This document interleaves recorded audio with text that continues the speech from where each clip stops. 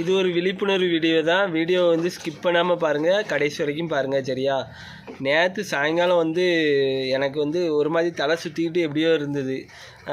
தலை சுற்றி நான் அப்படியே அந்த இடத்துல உட்காந்துட்டேன். என் வீட்டில் நான் இப்போ வேலை பார்த்துட்டு இருக்கும்போதே எனக்கு ஒரு மாதிரி வந்துட்டு, அந்த அன்றைக்கி ப்ரெஷர் இருக்கான்னு செக் பண்ணும்போது இன்றைக்கி காலையில் வந்து நான் ஆஸ்பத்திரி போனேன். போயிட்டு பார்க்கும்போது வந்து 10 பாயிண்ட் கூட இருக்குது அப்படின்னு சொன்னாங்க. 10 பாயிண்ட்டுங்கும்போது வந்து நம்ம உடம்புல வந்து என்ன மாற்றம் நடக்குன்னே தெரியாது சரியா. இந்த ப்ரெஷர் சுகர்லாம் வந்ததுன்னா, எனக்கு சுகர் கிடையாது, நார்மலாக இருக்குது.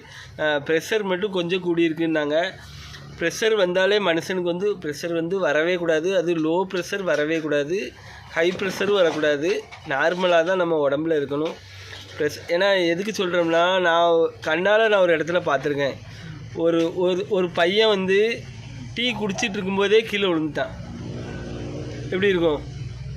நம்ம உடம்புல வந்து என்ன மாற்றம் நடக்குங்கிறதே தெரியாது. இது கண்ணால் நான் பார்த்த ஒரு இடத்துல இப்போ ஒரு 2 வருஷத்துக்கு முன்னூட்டி நான் ஒரு டீ குடிச்சிட்டு இருக்கும்போது அப்படியே கீழே விழுந்துட்டான். அதான் எனக்கு அது வந்து ரொம்ப அது ப்ரெஷர் மட்டும் கண்டிப்பாக மனுஷன் உடம்புல வரக்கூடாது.